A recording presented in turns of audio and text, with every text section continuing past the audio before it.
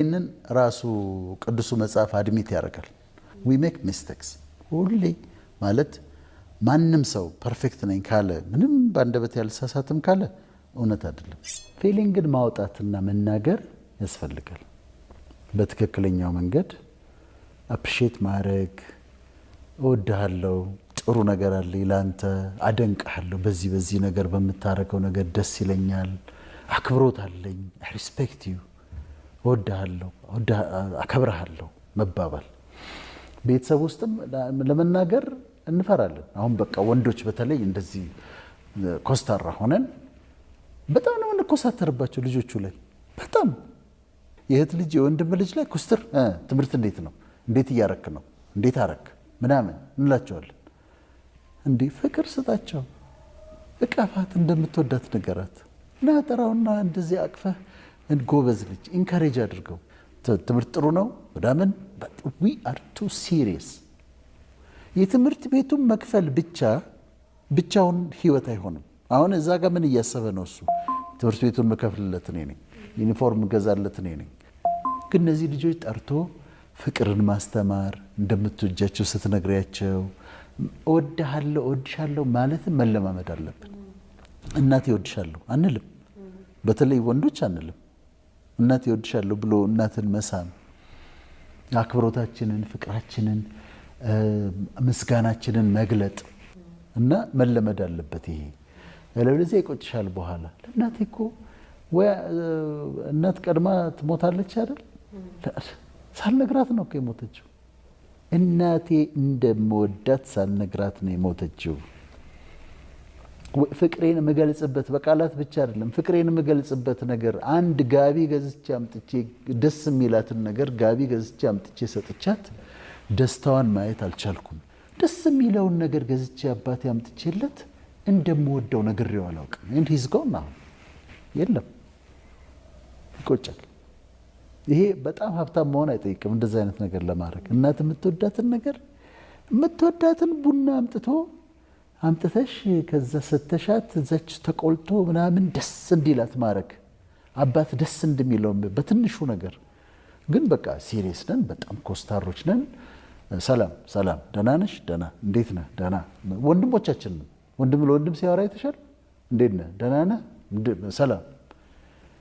that's too serious።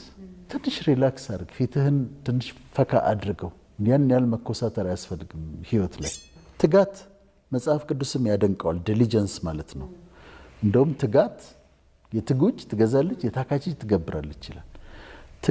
ትጋት ለእግዚአብሔር ስጦታ ነው። በትጋት ማድረግ ያለብንን እናደርጋለን። ልፋት ግን እርግማን ነው። ዝም ብሎ መልፋት፣ ለፍቶ ቁጭ ብሎ ኢንጆይ የሚያደርገው ጊዜ ከሌለ ምን ዋጋ አለው? አሁን መጓዝና መኳተን ደግሞ ልዩነት አላቸው። መጓዝ ከዚህ ቦታ እዚህ ቦታ ነው የሚሄደው ብለሽ የምትሄጂ ነው።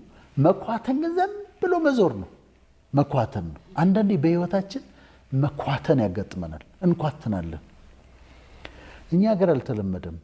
አሜሪካ 2-3 ስራ ይሰራሉ። 3 ስራ for what? ምን ለማድረግ? አዲስ አበባ ቤት ሰራሁኝ፣ ጥሩ አልበቃሽም። ግን አሁንም ሁለተኛ ቤት መስራት እፈልጋለሁ፣ እንትን ማድረግ እፈልጋለሁ፣ እንትን ማድረግ። መቼ ነው ኢንጆይ የምታደርጊው ያንን ቤት? ወርክሆሊክ ከሆንሽ ስራ መልካም ነው፣ ተገቢ ነው መስራት፣ ግን ልክ አለው፣ ጊዜም አለው። ግን ዝም ብሎ ልፋት ካረግ ነው ከዛ ለፍተሽ ሳትደሰችበት ለፍቶ ትቶ ትሄዳል። እና ኢንጆይ ማድረግ በረከት ነው። የህይወት የሰጠሽን ነገር ኢንጆይ ማድረግ አለብሽ። አንድ ቆንጆ መጽሐፍ አለች። ምን ይላል መሰለሽ? ዶንት ስዌት ዘ ስሞል ስታፍ የሚል መጽሐፍ አለ።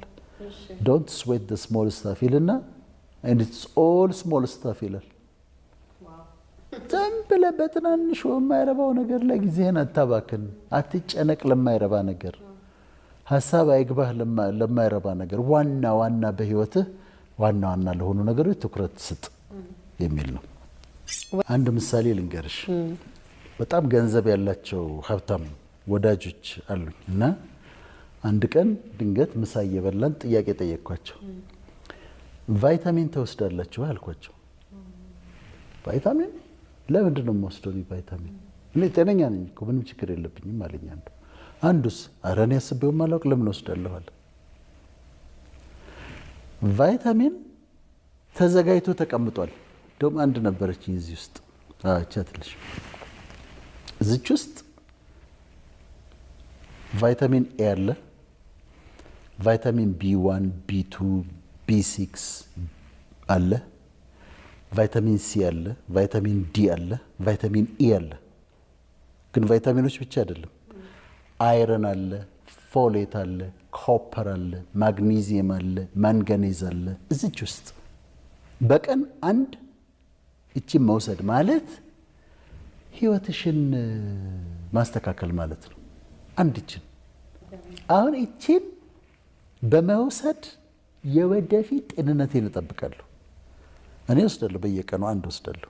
ተዘጋጅቷል። አንድ በቀን የምትወሰድ ሜጋ ሜን የምትባል አለ፣ ሜጋ ውመን የሚባል አለ። እዚህም በእኛ ሀገርም በጂንሶቪት በተለያየ ስም ተዘጋጅቷል። ሁሉ ነገር አለበት። 1000 ብር ስጋ እንገዛለን፣ 200 ብር ይህን አንገዛም።